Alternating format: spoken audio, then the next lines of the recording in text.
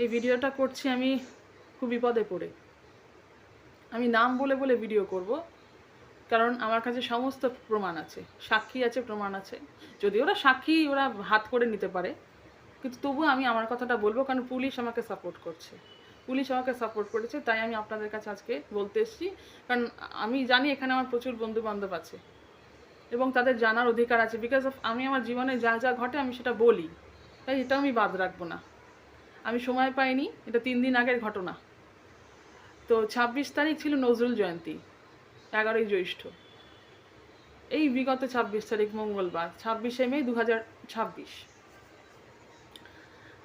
আমাদের বাড়িতে একটা মিটিং ছিল, অ্যাপার্টমেন্টের মিটিং যেমন হয়। আমি থাকি A/2 বাপুজি নগরে, ঠিক প্রগতি সংঘের পাশের বাড়িটাই আমার। ওটা আমার বাড়ি ছিল, বর্তমানে ওটা ফ্ল্যাট। 2024 থেকে ওটা ফ্ল্যাট। তো ন্যাচারালি অনেক বাইরের লোকজন এসছে, অনেক নতুন ওনার এসছে। আমি একটু জল খেয়ে নিচ্ছি।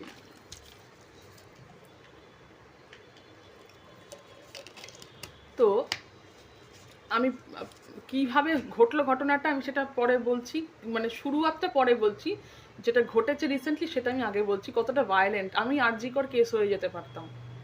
আমি আরজিকর কেস হয়ে যেতে পারতাম, সেকেন্ড আরজিকর। আমি খুন হয়ে যেতে পারতাম। তাই আমি বলছি, আমি প্রত্যেকের নাম ধরে ধরে বলবো, বিকজ অফ আমার কাছে সমস্ত প্রমাণ আছে। ব্যাপারটা হচ্ছে এই যে সেদিনকের কথাই আমি প্রথমে বলছি, পরে আমি এটা ডিটেলটা বলবো যে কেন এরকম করছে। সেদিন আমাদের বাড়িতে মিটিং ছিল। কীরকম নজরুল জয়ন্তী কাটালাম আমি বলছি। মিটিং ছিল ওই বাড়িঘরের মিটিং হয় না, মানে এই যে ব্যাংকের নিয়ে ঝামেলা ছিল, অনেক কিছু নিয়ে ঝামেলা। তো সেই সব নিয়ে মিটিং ছিল। এমনিতেই মিটিং হওয়ার দরকার, অ্যাপার্টমেন্টে মিটিং হয়। যাই হোক, সে মিটিং হচ্ছিল। আমি কয়েকজনের নাম বলবো যারা আমার সাথে বদমাইশিটা শুরু করছে, যারা আমার জন্য লাইফ থ্রেটনিং হয়ে গেছে। প্রথমে যার নাম বলবো সে হচ্ছে সাগ্নিক চ্যাটার্জি, যার বাবার নাম ঋত্বিক চ্যাটার্জি এবং মায়ের নাম তাপসী চ্যাটার্জি। এই যে পুরো ফ্যামিলিটাই 3 জন।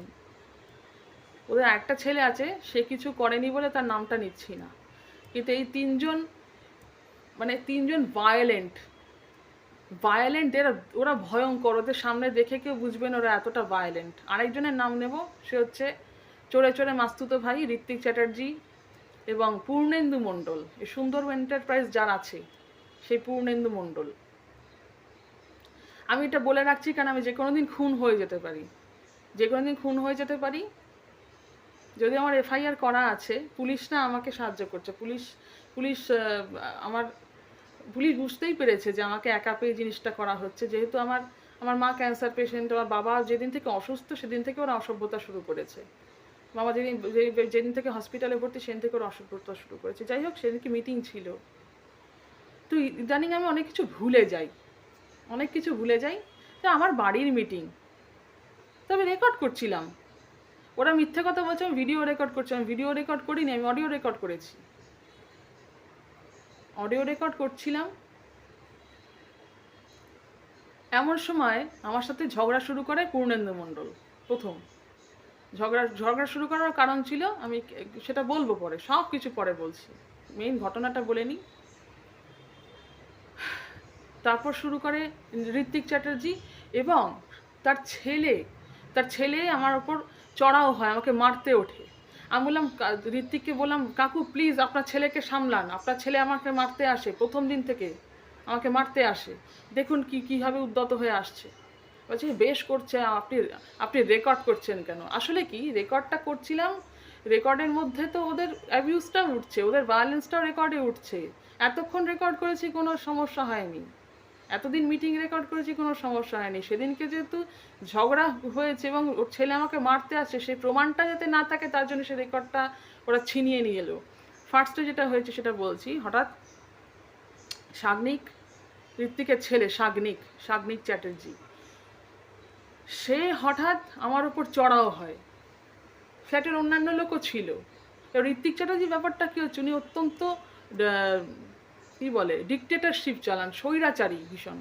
ওনার কথা সবাই মেনে চলে, আমি যেহেতু মেনে চলি না তাই আমার ওপর ওনার রাগ।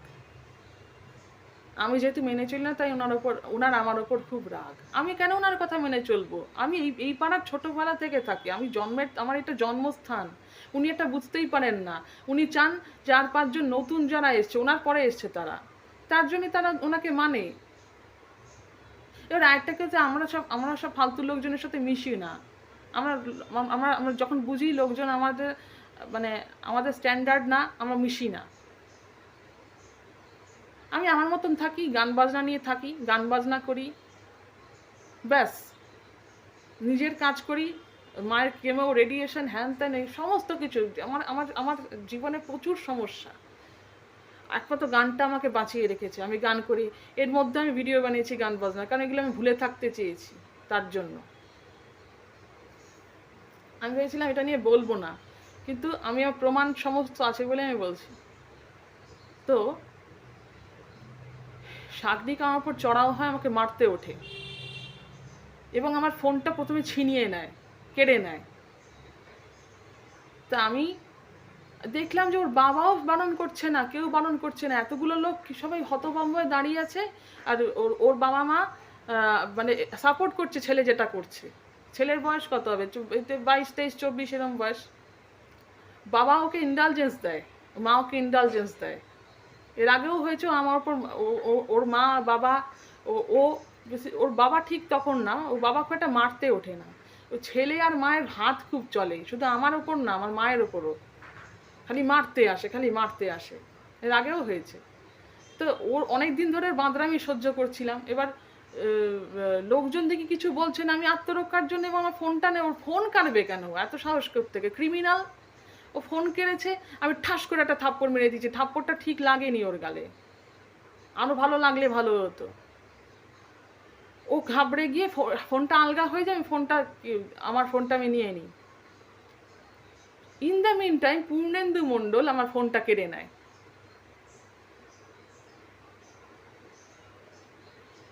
তারপর ঋত্বিকের ছেলে শাগনিক সবাইকে নিয়ে, ওর মা বাবাকে নিয়ে, মেনলি ওর বাবা মা আর পূর্ণেন্দুর ওই ফোনটাই কেড়েছে।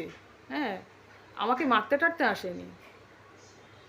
তো ছাদের দরজাটা বন্ধ করে আমাকে আটকে রেখে দেয়। আমাকে আবার মারতে আসে শাগনিক। তখন তো সবাই ছিল, আমার এখন পুরো ঘোর লাগছে, পুরো ঘোরের মধ্যে আছি। তো আমার রেকর্ডটা ওরা ডিলিট করায়, ওরা মনে করে যে ডিলিট হয়ে গেছে। আমিও তাই জানতাম যে রেকর্ডটা ডিলিট হয়ে গেছে, কিন্তু রেকর্ডটা আমার কাছে আছে। সেটার কারণ আমি পরে বলবো। আসলে আমি 2টো অ্যাপে রেকর্ডিং চালিয়েছিলাম, তাই একটা রেকর্ড ওরা ডিলিট করিয়ে আমার সাথে অত্যাচার আরম্ভ করেছে। যেহেতু ছাদে কোনো সিসিটিভি ক্যামেরা নেই, তার জন্য ওরা মানে করে ফেললো, মানে সেটার অ্যাডভান্টেজ নিল। হ্যাঁ, আমার কাছে রেকর্ডিংটা আছে, আমি কীভাবে আছে সেটা আমি বলছি। ওরা রেকর্ডিংটা আমাকে দিয়ে ডিলিট করিয়ে, যে অ্যাপটা চলছিল তাড়াহুড়োর মধ্যে, তো যে অ্যাপটা চলছিল সেটাতে রেকর্ডটা ডিলিট করিয়ে আমাকে ভুলভাল ভিডিও করায়, আমাকে শারীরিক ভিডিও করায় এবং ওর কথা বলতে দেয় না। আমি বলে কি, নে ভিডিও কর, ক্ষমা চেয়ে ভিডিও কর। এবার আমি তো প্রাণের ভয়, ওরা আমাকে ছাদে আটকে রেখেছে, আমাকে যেতে দিচ্ছে না। এত 10 জন, প্রায় 8-10 জন। আর একটা জিনিস, ঋত্বিক সবাইকে কীভাবে চামচে বানালো আমি জানি না। হ্যাঁ, সবাইকে উনি চামচে বানিয়ে দেন। হ্যাঁ, তো আর কিছু লোক আছে খুব হতবাক হয়ে গেছিলো বলে কিছু করতে পারছে না। কে ঠিক কে ভুল ওরা বুঝতে পারছে না, এতটাই মানুষের হতবুদ্ধি। যাই হোক, সেই সময় প্রাণের ভয় ও আমাকে যা বলতে বলেছে আমি তাই বলেছি। ওরা একটা ভিডিও করে নিয়েছে, ওরা মনে করেছিল ভিডিও করে নিয়েছি রাজা হয়ে গেছে, এবার ওই দোষী। যাই হোক, যাই করেছে আমাকে আটকে রেখে দিয়েছে। এবার আমার হাতে 3 দিন ধরে ব্যথা ছিল, আজকে ব্যথাটা কমেছে। আমার এখানে একটা আঁচড়ের দাগও ছিল, এখানে বোঝা যাচ্ছে না, আমার কাছে ছবি আছে তোলা, এখন একটু মিলিয়ে গেছে। আমার মা পরে চলে আসে, সেটা পরে বলছি। তা আমাকে নিয়ে ধস্তাধস্তি করে, আমার চশমা খুলে পড়ে যায়, ভেঙেও যেতে পারতো আমার চশমা, খুলে পড়ে গেছে। তবে আমরা তুলেছি। আমি সবার কাছে হাত জোর করে আমার ফোনটা চেয়েছি। পূর্ণেন্দু মণ্ডল আমার ফোনটা কেড়ে নিয়ে কোথায় লুকিয়ে রেখেছিল। আমি বারবার বলেছি, কাকু প্লিজ আমার ফোনটা দিয়ে দিন, আমি চলে যাচ্ছি। ঋত্বিক চ্যাটার্জি বলছে আমাকে, যা বলবো তাই শুনবেন আপনি, নইলে আপনার নামে মিথ্যা মামলা করবো, আপনার মায়ের নামে মিথ্যা মামলা করব।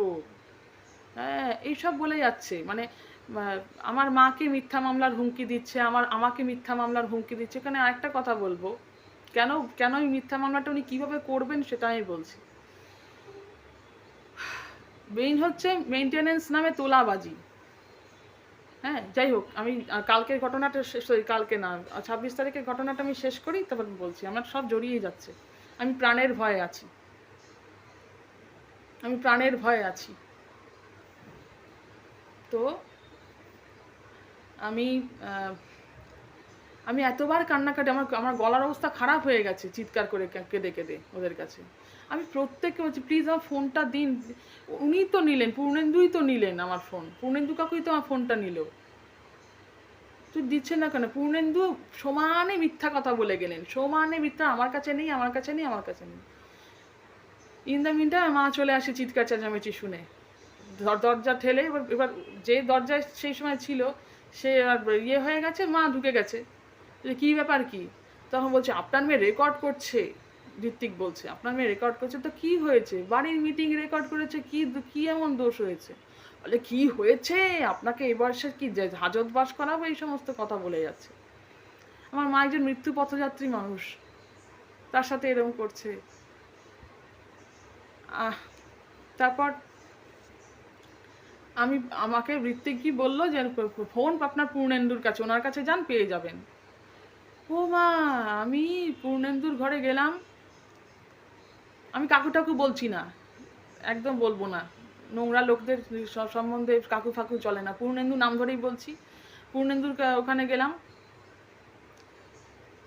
দিয়ে আমি কাকুতি মিনতি করছি, প্লিজ কাকু আমার ফোনটা দিয়ে দিন, প্লিজ কাকু আমার ফোনটা দিয়ে দিন, আমি চলে যাচ্ছি, আমার ফোনটা দিন না। বলে, আমার কাছে ফোন নেই, আমার কাছে ফোন নেই।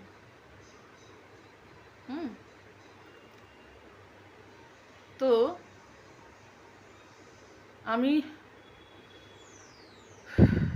কেঁদে ফেলি যে আমার একটা মাত্র ফোন, প্লিজ আমাকে দিয়ে দিন। আপনি কি ফেলে দিয়েছেন সেটা অন্তত বলুন। ইন দ্য মিন টাইম আমি মা ফোনটা এনেছিল, মায়ের যে ফোনটা, কিপ্যাড ফোন, মায়েদের যেন ফোন হয়, ওই ফোনটা দিয়ে আমি ফোন করি। পূর্ণেন্দু তোমাকে ফোন করতে দেবো না, হ্যাঁ এখানে ফোন নেই, এখানে ফোন করবে না, এখানে ফোন না। আসলে ওনার ভয়। তো আমি ফোনটা করেছি, দেখি কি রিং হচ্ছে মানে কি, আমি শুনতে পাবো না, মানে নেটওয়ার্কের রিংটা হচ্ছে, যে আমার ফোনটা যে রিং হচ্ছে সেটা বোঝা যাচ্ছে, কিন্তু ঘরের মধ্যে সাউন্ডটা শোনা যাচ্ছে না। তখন পূর্ণেন্দু বলছে, বললাম না নেই, আসলে কিছু না, উনি সাইলেন্ট করে রেখে দিয়েছিলেন, সাইলেন্ট করে ফোনটা লুকিয়ে রেখেছেন। এটা কেন বলছি, তার প্রমাণও পরে হয়েছে যে উনি ছিনতাইবাজিটা করেছেন।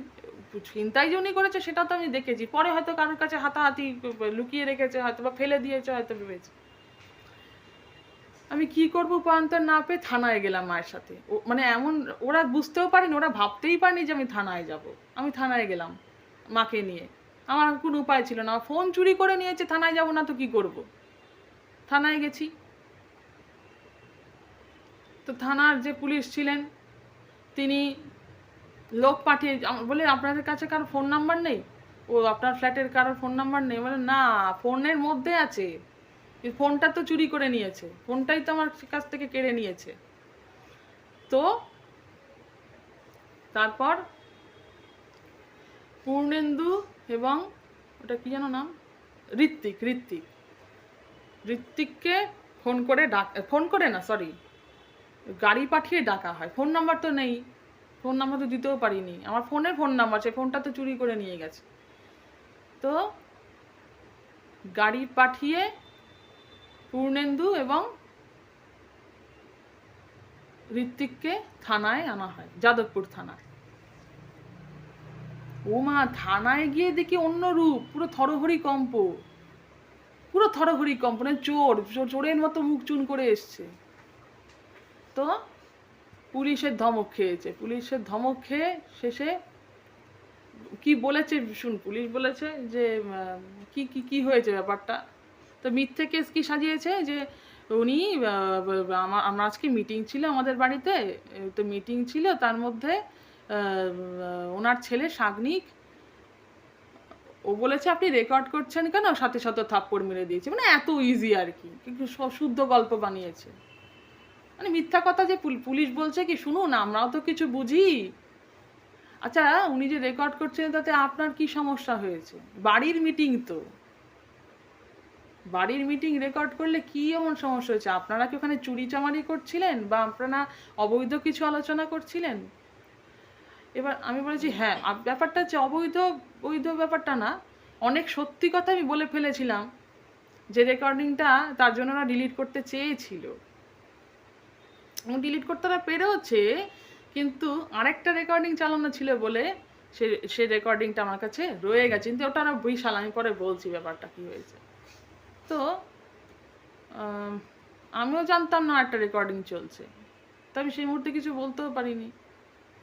আর প্রমাণ লোপাট করাটাও তো মানে অসভ্যতা, সে প্রমাণ লোপাট করছে মানে সে ক্রিমিনাল। হ্যাঁ, রেকর্ডিংটা যদি নাও থাকতো তবু ওরা ক্রিমিনাল। তো যাই হোক, ওদেরকে বিশাল ধমক দিল যে আপনারা কি বিচারক, আপনারা ফোনটা কেড়ে নেবেন কেন? ফোন কেড়ে নেওয়া ক্রিমিনাল অফেন্স, আপনি ফোন কেড়ে নেবেন কেন একজনের? তো রেকর্ড করেছিল তো কি হয়েছে? আমি দেখলাম পুলিশ কিন্তু রেকর্ডিং করাটা সমর্থন করলেন। রেকর্ডিং করে যদি কি হয়েছে? আপনার কি চুরি চামারি করছিলেন, নাকি অবৈধ কিছু আলোচনা করছিলেন যে সেটা রেকর্ড করলে আপনাদের প্রবলেম হতে পারে? তখন একবার থরহরি কম্প, মানে গলা দিয়ে আওয়াজ বেরোচ্ছে না পূর্ণেন্দু আর ঋত্বিকের, মানে জাস্ট মানে তাদের যে ভয়ঙ্কর রূপটা আমি আমার ছাদে দেখেছি, আমার বাড়িতে দেখেছি, বা এত বছর ধরে দেখে আসছি। ও মা, দেখি পুলিশের সামনে থরহরি কম্প। তারপর পুলিশ ধমকে বলছে ফোন দিন, ফোন ফেরত দিন মেয়েটাকে। তখন দেখি কি প্যান্টের ইয়ে থেকে, মানে হিডেন পকেট থেকে ফোনটা বার করে নিজেদের মধ্যে চুরি চুরি চুরি চামারির মতো মুখ করে, মানে কে দেবে করে, মানে বুঝতেও তো দেবে না কে নিয়েছে ফোনটা, এরকম একটা কার কাছে ছিল। তারপর পুলিশকে দিতে গেছে, পুলিশ এক ধমক দিয়েছে, দিন ওনাকে দিন। তা আমাকে তো আবার দিয়েছে ফোনটা। তা আমি বললাম আপনি যে বলছিলেন যে ফোন নেই, মিথ্যে কথা বললেন কেন? তারপর আমাকে পাঠিয়েছে, ওদের পাঠিয়েছে। এইবার আসি ঘটনাটা কেন ঘটলো সে বিষয়ে। এটা আজকের কোনো নতুন ঘটনা না, এটা হচ্ছে ঋত্বিক আমাকে চিরকালই ডমিনেট করতে চাইতো, কারণ আমি মেয়ে। ঋত্বিক আমাকে বারবার বলেছে মনে রাখবেন আপনি কিন্তু একটা মেয়ে, যা বলবো তাই শুনবেন। আমার ছেলে যা খুশি করুক, আপনি একটা মেয়ে, আমি যা বলবো তাই আপনি শুনবেন।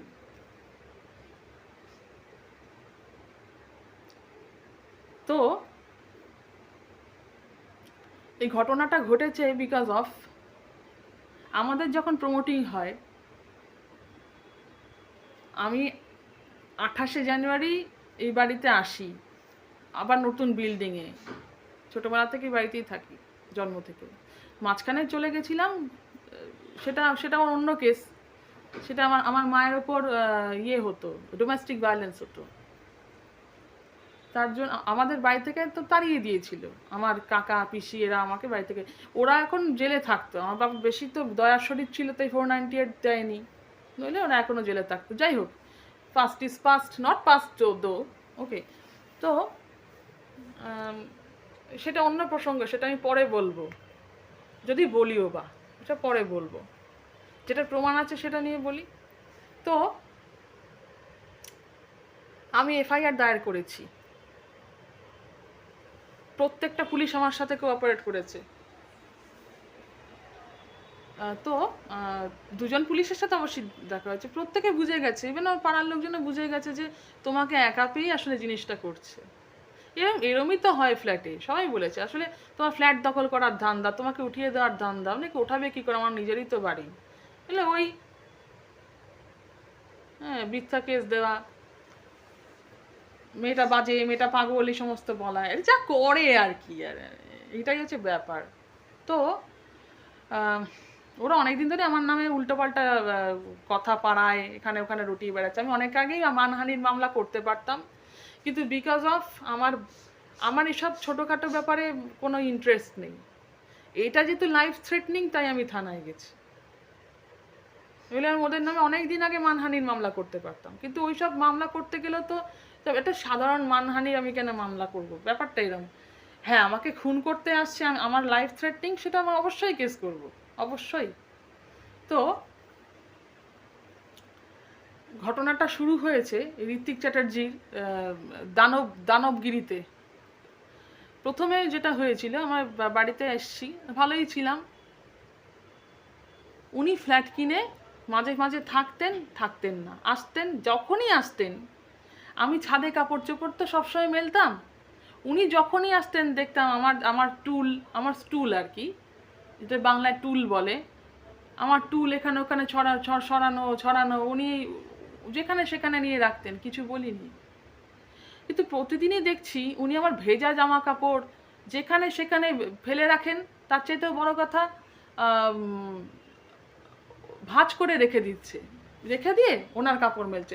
ছাদে অনেক জায়গা আছে, উনি চাইলেই রড লাগাতে পারেন, উনি চাইলেই রড লাগিয়ে দড়ি লাগিয়ে ওনার কাপড় উনি মেলতে পারেন, কিন্তু উনি দিনের পর দিন, মাসের পর মাস, ওনাকে বলার পরেও উনি আমার কনসেন্ট ছাড়া আমার যে কাপড় জামা সরিয়েছে, নোংরায় ফেলেছে। আমি পুজোর পরে দেখি নতুন জামা মাটিতে পড়ে আছে দড়ি ছিঁড়ে। উনি এলেই এগুলো হতো, ওনার বউ এগুলো করতো, তাপসী। দীর্ঘদিন ধরে আমি সহ্য করেছি, আমি কিচ্ছু বলিনি। কি বলো, থানায় গিয়ে কি লাভ আছে? এইসব কেসে থানা নেয়? থানার কোনো লাভ আছে এইসব গিয়ে? কোনো লাভ নেই। তো কিচ্ছু করিনি, কি করব? তার মধ্যে আমার বাবার ক্যান্সার, মায়ের ক্যান্সার, মানে আমার জীবনটা শেষ হয়ে গেছে।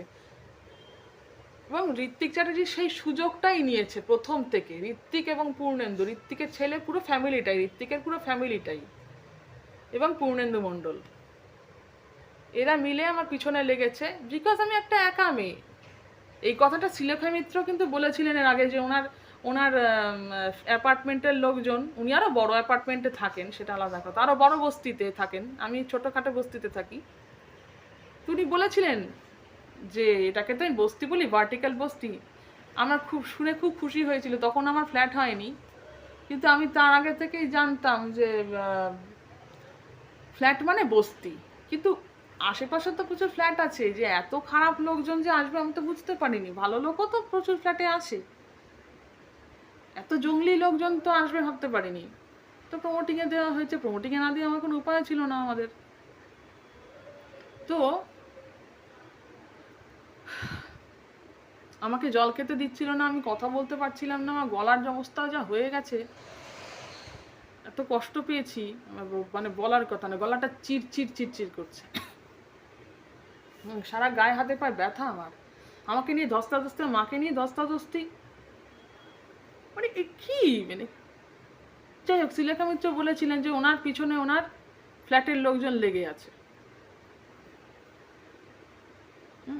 তার একটাই কারণ যে উনি মহিলা, এটা উনি বলেছিলেন, এবং উনি সেলিব্রিটি। আমিও অত বড় কিছু না, অত বড় সেলিব্রিটি আমি না, কিন্তু হ্যাঁ, আমি একজন শিল্পী, এবং তার চেয়ে বড় কথা আমি একটা মেয়ে। এবং ঋত্বিক কিন্তু বারবার এই ডায়লগটা বলেছে, আপনি মেয়ে, আপনি চুপ করে থাকবেন, যা বলবো তাই শুনবেন, এই হুমকিটা আমায় দিয়ে। এবং দীর্ঘদিন ধরে মিথ্যা মামলার হুমকি দিয়ে যাচ্ছে পূর্ণেন্দু মণ্ডল এবং ঋত্বিক চ্যাটার্জি। মানে আমার নামে মিথ্যা কেস করবে, কি মিথ্যা কেস করবে আমি বলছি, পরে আসছি, সব বলবো। আজকে আমি আর ছাড়বো না, তাতে আমার যা হয় হবে। আমি যদি মরার আগে বলে যেতে চাই যে কারা আমাকে মেরেছে, কারা আমাকে মারতে পারে, বা কারা আমার উপর শারীরিক এবং মানসিক নির্যাতন করছে, আমি এটা বলে যেতে চাই। তারপর আমি যদি মারা যাই, যাব। তো আমাকে, আমি বাবা ভর্তি হয়েছিল বাঙ্গুর হাসপাতালে, বাবা মারা যাওয়ার ঠিক আগে। মানে এমন কি বাড়িতে যত মিটিং হতো বাবা ধরুন যেতে পারতো না, এমন এমন দিনে ঋত্বিক চ্যাটার্জি মিটিং রাখতো যেদিন আমি থাকবো না, আমি বলেছি আমার দিন প্রোগ্রাম আছে আমি থাকবো না, ইচ্ছা ইচ্ছা করে সেদিন মিটিং রাখতো যাতে আমি না আসি এবং লোককে বলতে পারে এই তো ওরা আসে না। এবং বাবা যেত না, বাবা তখন ক্যান্সার পেশেন্ট, কয়েক মাস বাদেই কিন্তু বাবা মারা গেছে। যতদিন না মারা গেছে ততদিন না বিশ্বাস করেনি যে আমার বাবা সত্যিই অসুস্থ, ভাবতো আমার বাহানা বানাচ্ছি। ওরা তো মিথ্যাবাদী, ওরা নিজেরাই তো বাহানা বানায়, তার জন্য ওরা মনে করে। যাই হোক, বাবা অসুস্থতা নিয়ে যেদিনকে ভর্তি হলো 18ই ফেব্রুয়ারি 2025, আমি বাবাকে ভর্তি করিয়ে আসলাম। বাবা বলেছিল আমার একটা লুঙ্গি আছে, ওই লুঙ্গিটা কেচে দিস, ওটা আমার আজকে লাগবে। আমি সকাল বিকেল হসপিটাল দৌড়াদৌড়ি করছি, নিজে হাতে কাপড় কেচেছি, ওয়াশিং মেশিনে কাচিনি, ওয়াশিং মেশিন নেই, আমি হাতে কাচি। তো লুঙ্গিটা কেচে অনেক কিছু কেচেছিলাম, তার মধ্যে লুঙ্গিও ছিল। আমি বাবাকে ওই লুঙ্গিটা যখন দিতে যাব ছাদে গেছি, দেখি লুঙ্গিটা ভেজা, তখনও শুকোয়নি। সেদিনকে একটু বর্ষা বর্ষা ছিল, ফেব্রুয়ারি মাস থেকে, কিন্তু একটু বৃষ্টি হয়েছিল, শুকোয়নি। সেটাকে উনি ভাঁজ করে নিজের কাপড় চোপড় মেলেছে, এতবার বারণ করা সত্ত্বেও। এবার কার না মাথাটা গরম হয়, একদিন না, আমি না হলেও প্রায় 1 বছর সহ্য করেছি। এইবার সেদিনকে আমি ওদের কাপড় জামা ফেলে দিয়েছি, দেখ কেমন লাগে, কাচ আমারটা ফেলে দিস। আমার কাপড় চোপড় ফেলে রেখে দিয়েছে, আবার কি এমন জায়গায় সরিয়েছে কাকের গু ভর্তি, কিরম পিত্তিটা জ্বালা করে প্রত্যেক দিন ওরা এলেই। তো আমি ফেলে দিয়েছি। ওরা যেটা দীর্ঘদিন ধরে করছে সেটা আমি একদিন করেছি বলে কি হলো, আমার ঘরে বেল টিকলো, আমার কোলাপসেবল লাগানোও নেই, আমার ওই দরজা দিয়ে দেখে যে আই গ্লাসটা দিয়ে ওটাও নেই, দরজা খুলেছি। ওই প্রথম সাগ্নিক আমার গায়ে হাত তুলতে আসে এবং ওর মা তাপসী এবং ঋত্বিক চ্যাটার্জি আসে। ঋত্বিক চ্যাটার্জি তখনও হাত তোলেনি, তো ঋত্বিক চ্যাটার্জি কখনো হাত তোলে না, এটা আমি বলবো। কিন্তু ওনার ইন্ডালজেন্স আছে ছেলের ওপরে, ছেলেকে সবসময় ইন্ডালজ করেন। ওনার বউ এবং ছেলে আমার মা এবং আমাকে মারতে উদ্যত হয়, খালি এরম এরম করে আর এরম করে। আমি দরজা বন্ধ করে দিয়েছি, আর দরজা খুলিনি। ওরা কেউ এলে দরজা খুলতাম না, আর দরজা খুলতাম না, এখনো খুলি না, কেউ বেল টিপলেই দরজা খুলি না। এইবার আসি একটা কথায়, আমাদের বাইরে লাইট আছে। ব্যাপারটা হচ্ছে আমাদের যে ফ্ল্যাট, কারোর 2টো ফ্ল্যাট, কারোর 1টা ফ্ল্যাট, কারোর গারাজ আছে, কারোর গারাজ নেই। তো ঋত্বিক চ্যাটার্জি প্রথমে ইচ্ছা করে দাম হাঁকিয়েছিল প্রত্যেক মাসে মেনটেনেন্স, ইচ্ছা করে বলেছিল 2000 টাকা রাখি। তার মানে ওনার ইচ্ছাই ছিল যে বাড়িয়ে রাখবো 2000 টাকা, জানে যে সেটা কমবে। তবে সেটা 1000 থেকে হলো 500 টাকা। আমি শেষে বললাম থাক, এত না, 500 টাকাই থাক, কি করব। আমি ঢেকি গেলার মতো করে বললাম থাক, সেটাই থাক। তখন নতুন এসছি, আর সত্যি কথা বলতে কি আমার আইডিয়া ছিল না যে এর অনেক কমেও মেনটেনেন্স হয়, অনেক কমে। তো ওরা যখন আসছে, এই যে পূর্ণেন্দু মণ্ডলরা দেখেও, ওরা বাইরে যে সমস্ত আমাদের বিল্ডিংয়ে যে সমস্ত বাইরের যে লাইট, এত লাগেও না। নিয়ম হচ্ছে একটা পয়েন্ট জ্বালালেই অনেকগুলো জ্বলে, একটা পয়েন্ট যদি খারাপ হয় তখন আরেকটা পয়েন্ট জ্বালানো হয়। আর ওনারা কি করেন, আদেখলাপানা করে সব কটা লাইট একবারে জ্বালিয়ে রাখেন, এবং ইতিমধ্যেই কতগুলো লাইট খারাপ হয়ে গেছে। তো এতে মাসের বিল লিফট টিফট চালিয়ে আমাদের আসতো 360 টাকা। ওই লাইটটা যেদিন থেকে জ্বালানো হলো সেদিন থেকে আসছে 800 টাকা, প্রায় 700-র ওপরে আসে, 800 আসে। তো 2024 থেকে এই গল্প। তা আমি বলেছি দেখুন, এই যে লাইটটা জ্বালাচ্ছেন, এতে তো আমারও, আমি তো বিদ্যুৎ খরচায় সামিল হতে চাই না। প্রচুর বিদ্যুতের অপচয় হচ্ছে এবং আমাকেও এর মধ্যে টাকা দিতে হচ্ছে। লাইটটা খারাপ হলেও তার মেনটেনেন্স যাবে। তো প্লিজ আমি আমি আমি 500 টাকা দিতে পারবো না, আমাকে 250 করে দিন। আমি তারপর থেকে আমি বলেছি আমার পুরোটাই 250 করে নিন। এত অপচয় আমি পারছি না, আমি সহ্য করতে পারছি না। সেই সমস্ত চ্যাট আমার কাছে আছে, সমস্ত কিছু আমার কাছে আছে, আমার প্রমাণের কোনো অভাব নেই, সমস্ত প্রমাণ আমার কাছে আছে। তো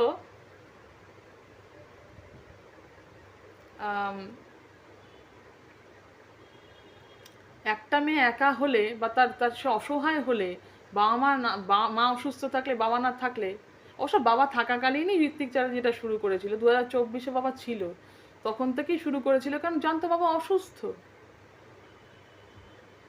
তার জন্য এই জিনিসটা শুরু হয়েছিল। এবং আমি প্রচণ্ড ব্যস্ত, সেই সুযোগটা উনি নিয়েছিলেন। উনি প্রথম থেকে সুযোগ নিয়ে যাচ্ছেন, উনি আর পূর্ণেন্দুকে হাত করে রেখেছিলেন, প্রথমে পূর্ণেন্দুকে হাত করেছে, তখন ওরা দুজনেই আসতো, তারপর অনেক পরে বাকি লোকেরা ফ্ল্যাটে এসছে, অনেক অনেক পরে।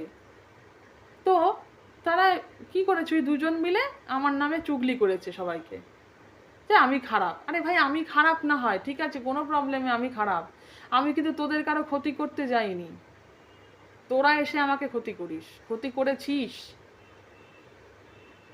আমাকে মানসিক ও শারীরিক নির্যাতন করেছিস, করে চলেছিস। আমি কোনোদিন কারোর সাথে কথাও বলি না, হ্যাঁ, নিজের মতো নিজে থাকি। তো আমাকে ইয়ে করলো, যেহেতু আমি 250 টাকা করে দিচ্ছি, আমাকে বিলও দেয় না। হ্যাঁ, আমার আমার এই যে 2024-এর এপ্রিল মাস থেকে 2026-এর এপ্রিল মাস পর্যন্ত আমার 250 টাকা করে দেওয়া আছে প্রত্যেকটা মাসে, একটা মাসও মিস হয়নি। হ্যাঁ, মে মাসটা আমার এখনো দেওয়া হয়নি, যেহেতু আমাদের ব্যাংকে প্রবলেম চলছে, আমি তো এই টাকা এখন দিইনি, আমি পরে সেই টাকাগুলো ক্লিয়ার করে দেবো। আমাদের ব্যাংকে প্রবলেম চলছে, টাকা তোলা যাচ্ছে না, তো সেইটা নিয়ে কিছু ব্যবস্থা করতে হবে, তাই আমি এই মাসে টাকা দিইনি। যতদিন না ঠিক হয় আমি দেবো না, একবারে দিয়ে দেবো আমার যতটা অ্যামাউন্ট, 250 টাকা। এই বাড়িতে অশান্তি হচ্ছে দেখে টাকা পয়সা নিয়ে, মানে উনি না, মানে ঋত্বিক মানছে না, ঋত্বিক, লিপিকা শৈল এবং পূর্ণেন্দু মণ্ডল কিছুতেই মানে সবাই মেনেন, মানে তার কারোর কোনো অসুবিধা নেই, ওদের তিনজনেরই অসুবিধা যে আমি কেন 250 দিচ্ছি। এদিকে পূর্ণেন্দু মণ্ডলের কিন্তু আইনত দুটো ফ্ল্যাট, দুটো ওনার দুটো ওনার ইলেকট্রিক বিল আমার কাছে আছে, ম্যাপ আছে আমার বাড়ির যে মেইন নকশা, যখন ফ্ল্যাটটা হয়নি তার আগে যে ফ্লোর প্ল্যান হয়, তার কাছে সেখানে আমার সমস্ত প্রমাণ আছে যে আইনত এখানে দুটো ফ্ল্যাট নাম্বার এ এবং flat number B, ground floor, একটা হচ্ছে 3 BHK, একটা হচ্ছে 1 BHK, সরি একটা হচ্ছে 2 BHK আমারই মতো, আর একটা হচ্ছে 1 BHK। তো টোটাল ওনার 3 BHK ফ্ল্যাট আছে, সেই ফ্ল্যাটটাকে উনি কমার্শিয়াল পারপাসে ইউজ করে, প্লাস ওনার দুটো গ্যারাজ আছে। তো আমাদের যদি ওনারা জানেই দিয়ে সবার একটা ফ্ল্যাটে 500 টাকা হয়, তাহলে দুটো ফ্ল্যাটে তো 1000 টাকা হয়। যাদের এই বাড়িতে দুটো ফ্ল্যাট আছে তারা 1000 টাকা করে দেয়। একমাত্র পূর্ণেন্দু মণ্ডল দেয় না, পূর্ণেন্দু মণ্ডল টোটাল 700 টাকা দেয় গারাজটা নিয়ে, গারাজের মেনটেনেন্স নিয়ে, দুটো গারাজের জন্য 100 টাকা, আর দুটো ফ্ল্যাট নিয়ে উনি 500 টাকা দেন, মানে আমারই মতো হচ্ছে 250 টাকা। তো ওনাকেই তো হাত করে রেখেছে, তাই ওনাকে চটাবে না বলে উনি যা বলছেন সেটা ঠিক। উনি 250 দিচ্ছেন, তাতে প্রবলেম নেই এক পার ফ্ল্যাটে, কিন্তু আমি 250 দিলে প্রবলেম। উনি লাইট জ্বালিয়ে রাখছেন, আমি শুধু বলেছিলাম যে এইভাবে বিদ্যুতের অপচয় করবেন না, এইভাবে টাকা অপচয় হচ্ছে, বিদ্যুতের অপচয় হচ্ছে। বলছে সারা রাত লাইট জ্বলবে, দেখি কি করবি, এবার থ্রেট দিচ্ছে আমাকে, তুই একটা মেয়ে, ভুলে যাবি না তুই একটা মেয়ে, এই বারবার এটা এমফাসাইজ করেছে, মানে আমি মেয়ে বলে আমাকে সব কিছু মেনে নিতে হবে, এটা আমাকে বারবার বুঝিয়ে দিল। যাই হোক, এই জন্য আইন মেয়েদের পক্ষে থাকাটা জরুরি, এখন আমি বুঝতে পারছি। লোকে তো বলে, ছেলেরা তো বলে যে এই হচ্ছে পুরুষ, এই হচ্ছে পুরুষ জাতি। মেয়েদের পক্ষে আইন বলে খুব ফাটে তো, এই জন্য মেয়েদের পক্ষে আইন থাকা দরকার। আইন মেয়েদের পক্ষেই থাকবে, বিকজ অফ আপনার পুরুষরা ভালো না। ভালো যদি হতেন তাহলে মেয়েদের পক্ষে আইনের দরকার থাকতো না। এই পুরুষতন্ত্রের জন্য, এই পুরুষদের জন্য মেয়েদের পক্ষে আইনটা হয়েছে সবে। আমি এতদিন ভাবতাম যে না, আইন ইকুয়াল হওয়া দরকার, কিন্তু নিজের সাথে হামলা হওয়ার পর বুঝতে পারছি না, আমি মেয়ে বলে আলাদা করে আমার সাথে হামলা হচ্ছে। ছেলেদের সাথেও হয়, কিন্তু মেয়ে বলে আমি আলাদা করে আমাকে বুঝিয়ে দিচ্ছে যে তুই মেয়ে বলেই তোমার ওপর হামলা করছি। আর আমি যেহেতু প্রোগ্রেসিভ মেয়ে, অত কাউকে মানি না, সেটা আরও জ্বালা। হ্যাঁ, আমি খুব খুব ফরওয়ার্ড একটা মেয়ে, খুব স্বাধীন, খুব ইন্ডিপেন্ডেন্ট, ওই জন্য সহ্য হচ্ছে না, জ্বলছে। মানে উনি চান যে সবাই ওনার চামচে হয়ে থাকুক, আমাকে উনি চামচে বানাতে পারেননি বলে ওনার এত রাগ।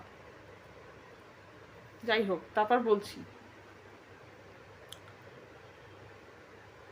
তো উনি কি দেখাতে চাইছেন, উনি আমার নিতেন না, মানে আমাকে বিলও দিতেন না। তখন তখন আমাদের কোনো অ্যাকাউন্ট ছিল না, তখন আমাদের কোনো ব্যাংক অ্যাকাউন্ট ছিল না।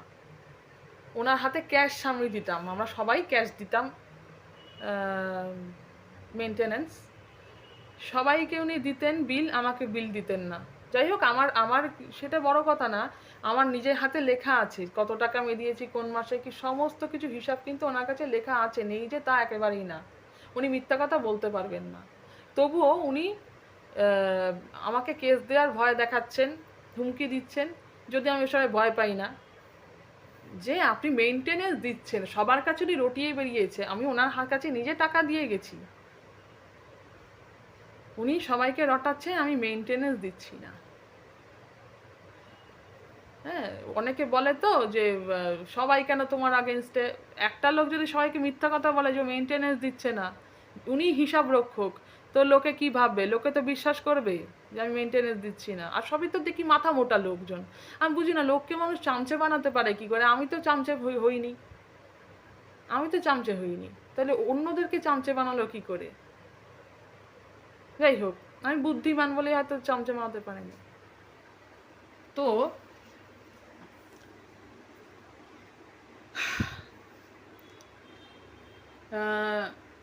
এইখান থেকে শুরু আমার ওপর অত্যাচার। ব্যাপারটা হচ্ছে, সেদিনকের মিটিংয়ে আমার কাছ থেকে সেই 2 বছর আগের টাকা, মানে 500 টাকা করে যদি হিসাব হয়, প্রায় এই 6,250 মতো, মানে 6,250 টাকার মতন আমাকে চাইছে। মানে মানে মানে বলতে চাইছে যে না, উনি এখন হয়তো 250 করে দেবেন, উনি নিজেরটা মানে নিজের ধান্দায় করছেন এটা, ঋত্বিক চ্যাটার্জি। আমি বলছি যে আমার 250 টাকার বেশি দেওয়ার সামর্থ্য নেই, এবং আমি এতদিনের টাকাও দিতে পারবো না। আমি কেন দেব? আমার টাকা অপচয় করা হয়েছে, আমার পারমিশন ছাড়া আমার টাকা অপচয় করা হয়েছে। এই যে লাইটগুলো আমার পারমিশন ছাড়া জ্বলছে, এটা তো সবার লাইট, আপনার একার লাইট নয়। তো এইটা আমি তো জ্বালাই না, আমার আমার এখানে কেন টাকা দেওয়া হবে? আমি কেন দেবো এর টাকা? যে আর যেমন সামর্থ্য সে সেরকম টাকা দেবে। যেমন আরেকজন ব্যক্তি দেখছে বাড়িতে এরকম ঝগড়াঝাটি হচ্ছে টাকা পয়সা নিয়ে, তার জন্য কি উনি 500 জায়গায় 1000 টাকা দিচ্ছে, তাতেও ঋত্বিকের চলছে না, তাতে আরো লোভ বেড়ে গেছে। আমারটাও সে আদায় করবে, তারটাও সে আদায় করবে, তারটাও সে নেবে, আমারটাও নেবে। যে পারছে সে ইচ্ছাকৃত 1000 টাকা দিচ্ছে, সেটাও উনি নেবেন। আমি বলছি আমার বেসিক খরচ রিজনেবল যেটুকু, আমি সেটুকুই দেব, সেটা উনি শুনবেন না। আমাকে লোকের কাছে দেখাচ্ছে মেনটেনেন্স দিই না। এত বড় বদমাইশ লোক, লোককে খেপিয়ে রেখেছে আমার আগেনস্টে, পাড়ায় পাড়ায় মিথ্যা কথা বলে বেড়াচ্ছে। আর অনেকে মনে করছে ওরা লোক বেশি বলে ওরা ঠিক কথা বলছে, আর আমি একা বলে ভুলে। আর কিছু লোক আছে, আমাদের পাড়ার কিছু দাদা আছে, তারা কিছু না বলতেই বুঝে যাচ্ছে আসলে তোমাকে একা পেয়ে এগুলো করছে। দেখছে মা অসুস্থ, একা মেয়ে, আর কি বা করবে, এইটা হচ্ছে মেন্টালিটি। এইগুলোই তো ফ্ল্যাটে হয়, ফ্ল্যাট দখল হয়ে যায়, দখল করে, এই হচ্ছে ধান্দা। তো যাই হোক, আমি আপনাদের জানিয়ে রাখলাম কেসটা কি। তো খুব প্রাণের ভয়ে আছি, আমাকে খুব মানে বলুন আমি কি করব? আমি খুব প্রাণের ভয় আছি, যে কোনো সময় হামলা হতে পারে। আমি 2-3 দিন ঠিক আছি, 3 দিন ব্যথা ছিল, আমার মায়ের গায়ে জ্বর এসে গেছে, আমারও জ্বর ছিল। আমি তাই এফআইআর করতে আমার দেরি হয়ে গেছে, আমার সেদিনকেই এফআইআর করা উচিত ছিল, সেদিনকে আমি পারিনি, আমার ঘোরের মধ্যে ছিলাম।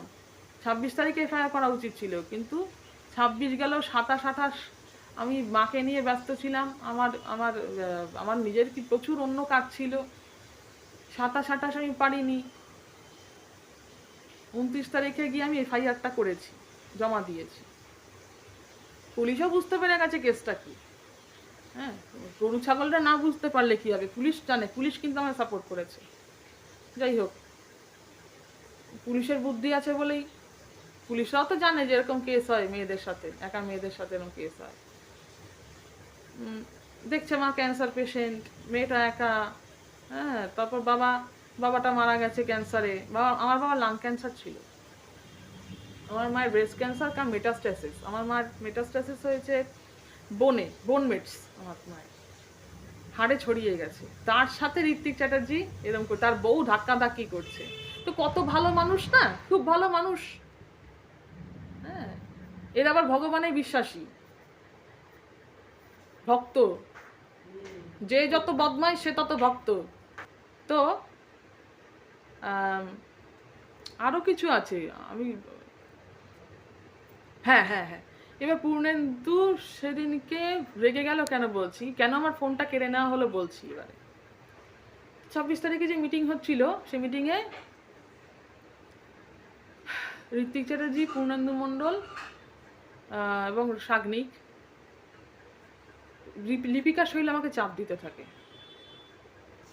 টাকা দেওয়ার জন্য। আমাকে আমার প্রয়োজনের বেশি টাকা আমার সামর্থ্যের বেশি টাকা আমার কাছে চাওয়া হচ্ছে, তোলাবাজি চলছে মেনটেনেন্সের নামে। 250 টাকা কি কম নাকি প্রত্যেক মাসে? আমার খরচ তো উঠে যাচ্ছে, আর আরেকটা লোক তো 1000 টাকা দিচ্ছে 500 জায়গায়, তবুও তোমার এত টাকা লাগে কিসে? হ্যাঁ, এত টাকা কিসে লাগে তোমার? তো আমাকে চাপ দিয়ে যাচ্ছে, রীতিমতো চাপ দিয়ে যাচ্ছে টাকা দেওয়ার জন্য। তা আমি বললাম, দেখুন আমাকে যে চাপ দিচ্ছে না, আমাকে যদি 500 টাকা দিতে হয়, তাহলে আমিও বলবো আপনাকেও আরেকটা ফ্ল্যাট কোথায় গেল, শিলা মণ্ডলের নামে যে ফ্ল্যাটটা, পূর্ণেন্দু মণ্ডল আর শিলা মণ্ডল, সেই আরেকটা ফ্ল্যাটের টাকা কোথায় গেল? দুটো ফ্ল্যাট কেটে একটা সাজিয়ে বসে আছেন, আপনার তো আইনত দুটো ফ্ল্যাট, আইনত আপনার দুটো ইলেকট্রিক বিল, আমার কাছে সমস্ত প্রমাণ আছে। এই কথা রেকর্ড হয়েছে এবং আমি অনেককে দেখিয়েছি বলে আমার ফোনটা কেড়ে নিয়েছে পূর্ণেন্দু। প্রথমে ঋত্বিক কেড়েছে, তারপর সেটা আমি নিয়েছি থাপ্পড় মেরে ওর থেকে, তারপর পূর্ণেন্দু সেটা কেড়েছে, আমাকে ডিলিট করানো হয়েছে সে রেকর্ড। কিন্তু মজাটা হয়েছে অন্য জায়গায়।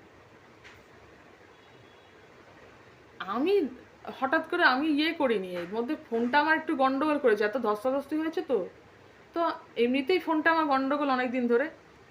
তা আমি করতে গেছি, যে কি যেন বলে না এটাকে, সোয়াইপ করা না কি, না সোয়াইপ না, ওই যে আমরা ক্লিয়ার করি না, দেখি কি একটা রেকর্ডিং চলছে, সে সে রেকর্ডিংটা ঘন্টা হচ্ছে, মানে 4 ঘন্টা চলে ওটা বন্ধ হয়ে আছে, মানে পজ হয়ে আছে, আর হচ্ছে না। কি হলো কেসটা কি তখন বুঝলাম ওই রেকর্ডিং।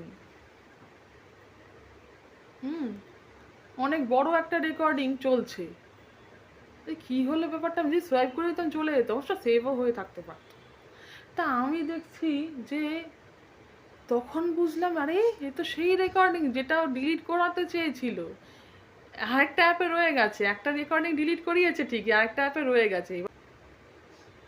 পূর্ণেন্দুর হাতে ফোন ছিল, পূর্ণেন্দু জানেও না ওটা রেকর্ড হচ্ছে, পূর্ণেন্দুর পকেটে ছিল ফোন, পূর্ণেন্দু জানে না ওটা রেকর্ড হচ্ছে, আমিও তো জানি না। ও তো ফোন রেখে দিয়েছে, দেখি কি থানায় ফোনটা দেওয়া হয়েছে, সেই রেকর্ড পর্যন্ত আছে। তো অনেককে আমি পাঠিয়ে রেখেছি ওটার যেটা আমাকে যদি মেরে টেরে ফেলে সেটা লাগবে কাজে। তো এই হলো ব্যাপার। আজকে প্রমাণ না থাকলে আমি এতগুলো কথা আপনার সামনে বলতে পারতাম না।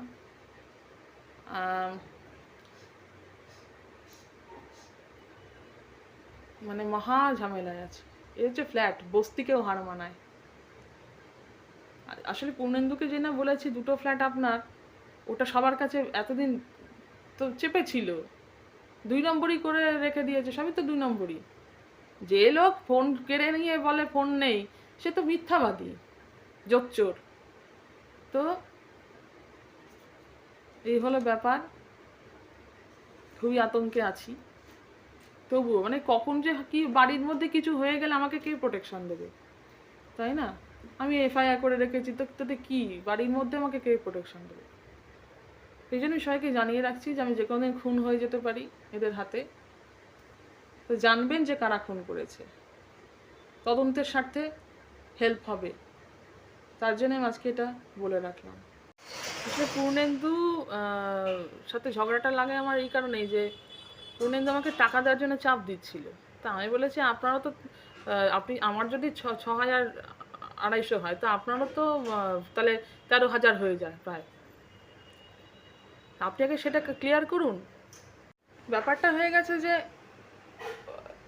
ঋত্বিক চ্যাটার্জিকে সবাই মানছে, তার একটাই কারণ, আমরা ল্যান্ডলর্ড ছিলাম, আর ঋত্বিক চ্যাটার্জি হচ্ছে প্রথম এসছে যে কিনা ওনার কিনে এসছে। এবার কি কিনে এসছে যে একটা দল হয়ে গেছে, আর আমি একা পড়ে গেছি অ্যাজ আ ল্যান্ডলর্ড। আমার কাকা কোনো পার্সোনালিটি নেই, আমার কাকা আমার মাকে অত্যাচার করতো একটা সময়, যার জন্য এবার আমার কাকা চাইনি আমি এই পৃথিবীতে জন্মাই, এবং আমার জন্যই কিন্তু আমাকে ইয়ে করার জন্যই কিন্তু আমার আমার ওপর অত্যাচার করা হতো, আমার মায়ের ওপর। আমার মায়ের প্রেগনেন্সি পিরিয়ডে আমি যখন মায়ের পেটে, তখন আমার মাকে প্রচুর অত্যাচার করা হতো, আমার কাকাই করতো। সেই কারণেই কাকা মজা পায় যে ফ্ল্যাটের অন্যান্য লোক আমার সাথে লাগে, এবং আমার কাকা কোনো প্রতিবাদও করে না। আর যদি আমার কাকা আমার পাশে থাকতো তাহলে কিন্তু এই দিনটা আমায় দেখতে হতো না। তো যাই হোক, ও কিনে আসা অ্যাসোসিয়েশনের লোক যারা, আমি একা পড়ে গেছি অ্যাজ আ ল্যান্ডলর্ড, আমার কাকা তো কোনো কাজেই লাগে না, বেকার একদম ফালতু, সেটা সবাই বলে, পাড়ার সবাই বলবে, সাক্ষী আছে সবাই। আর আমি পড়ে গেছি একা। হ্যাঁ, তো একা একজন ল্যান্ডলর্ড, যে কিনা ঋত্বিককে মানি না। তো আমি যেহেতু ঋত্বিককে মানি না, তাই আমাকে অত্যাচার সহ্য করতে হবে, এটাই হয়ে গেছে ব্যাপার আর কি। মিটিংটা ছাদে হচ্ছিল, এবং ছাদে দরজাটা বন্ধ করে, যাতে আমি নিচে না যেতে পারি, আমার ঘরে না যেতে পারি, ছাদের দরজাটা বন্ধ করে সবাই মিলে আমাকে মারধর করে। মানে আমার গায়ে ব্যথা। তখন আমার তখন ফোনটাই কনসার্ন ছিল যে আমার ফোনটা যাতে আমি পেয়ে যাই, তাই আমি মারধর করেছে, সেটা আমার তখন মানে সত্যি কথা কি মনে ছিল না। আমি পরের দিন দেখছি মানে এই আজও এখানে ব্যথা করছে, এই দুটো হাত আজও ব্যথা। কিসে ব্যথা হলো তখন বুঝলাম আমাকে মারধর করা হয়েছে। ধস্তাধস্তি তো করেছে সেটা মনে আছে, তো মারধর করেছে এটা আমি বুঝেছি।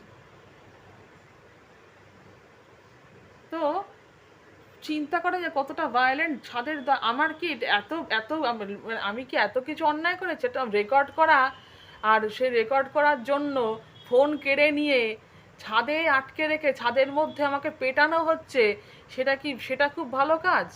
বা আমাকে যা খুশি তাই যা খুশি তাই করতে বলছে, সেটা আমাকে ক্ষমা চাওয়াচ্ছে মিথ্যা কথা বলে, মানে এগুলো কি? মানে আমি ট্রমাটাইজ, আমি মানে ওদের দেখে কেউ বিশ্বাস করবে না, এগুলো কি?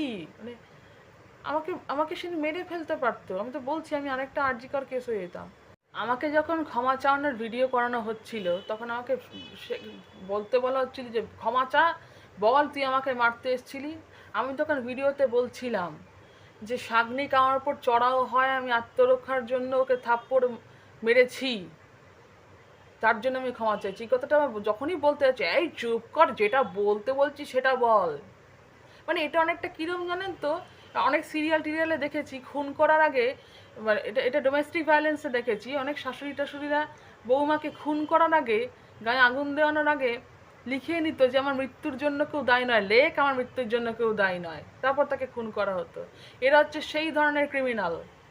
কেউ বিশ্বাস করুক আর না করুক, আমি আমি নিজের চোখে আমার সাথে এটা হতে দেখেছি। আমার এখন কোনো ঠেকা নেই কাউকে মিথ্যা কেস দেওয়ার, ভাই। আর তার চেয়ে বড় কথা, আমার কাছে প্রমাণ আছে, সেটা অন্য কথা, সেটা অন্য কথা। কিন্তু মেইন কথা এটাই যে এরা এতটা ভয়ঙ্কর, এটা ভয়ানক ভয়ঙ্কর। আমি যা রূপ দেখেছি এদের, মানে বিভৎস বিভৎস। মানে আমি আমি আমি আমি যা কি বলবো আমি ভাবতে পারছি না। ওদের দেখে কেউ বুঝবে না এরা এরকম, কেউ বুঝবে না একটা মেয়েকে ওরা ছাদে আটকে রেখে এভাবে পেটাতে পারে, মানে তো চশমা খুলে দিতে পারে, তার ফোন কেড়ে নিয়ে বলতে পারে আমার কাছে ফোন নেই। ভদ্রভাবে ফোনটা দিয়ে দিলে আমি আর থানায় যেতাম না, ফোনটা দেয়নি বলে আমাকে থানায় যেতে বাধ্য হয়েছি আমি। এরা কি মানুষ? এরা এরা মানুষের বাচ্চা না, এরা এরা মানুষ নয়। কেউ কারোর সাথে না হলে তারা বিশ্বাস করবে না, মানে কতটা ভয়ঙ্কর। আমার সাথে হয়েছে তাই আমি আমি জানতে পারলাম, নইলে আমিও বিশ্বাস করতাম না এরা এই রকম। আমার মাও কখনো ভাবতে পারেনি, মা বলেছিল যে ওরা খারাপ লোক ঠিক আছে, তাই বলে মেরে টেরে ফেলবে না। আমি তো দেখলাম এই যে মেরে ফেলছে।